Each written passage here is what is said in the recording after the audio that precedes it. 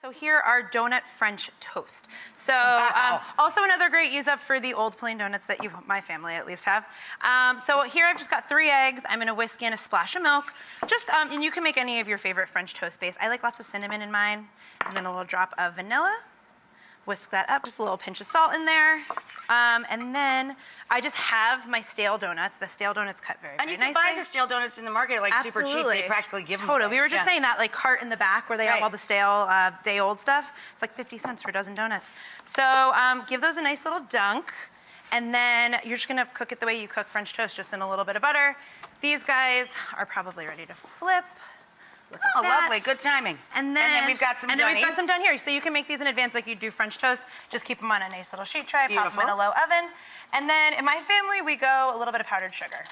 Oh, there we go. Or a lot of powdered sugar. I don't know how to work these things.